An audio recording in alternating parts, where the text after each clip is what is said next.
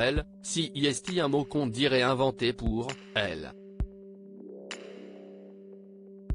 Et le musicien français Mathieu Leca ne dira pas le contraire puisqu'il a succombé au charme d'Hélène Ségara il y a maintenant plus de 21 ans. Ils se sont unis en 2003, peu après la naissance de leur premier enfant Matteo, 19 ans. Si Hélène Ségara pourrait parler de sa musique durant des heures, elle préfère rester plus discrète en ce qui concerne sa vie privée.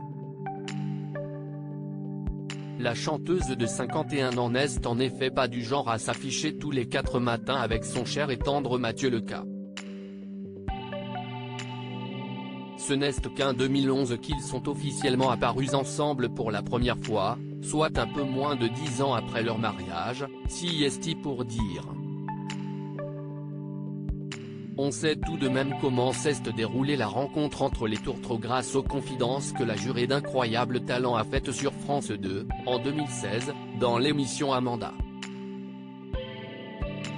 Le public a en effet appris que si à l'occasion d'un dîner organisé pour célébrer son disque de diamant pour l'album Au nom d'une femme, 2000, que leurs chemins se sont croisés. Et au départ, celle qui est aussi l'heureuse maman de Maya, 18 ans, et Raphaël, 32 ans, né d'une précédente relation, était persuadée qu'elle n'était pas son style de femme.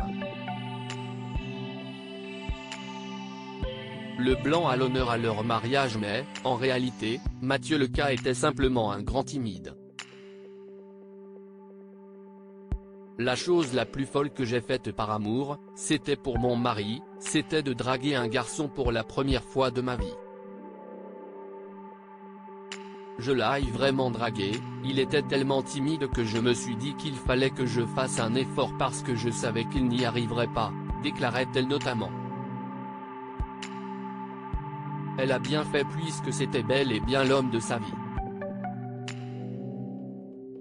Tous deux se sont unis en août 2003, à la mairie d'Ajaccio puis dans une cathédrale, seulement 4 mois après la venue au monde de Matteo.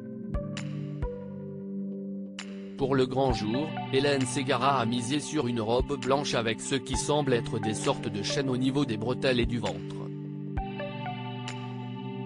Côté coiffure, elle a opté pour une demi-queue de cheval. Mathieu était quant à lui vêtu d'une veste blanche.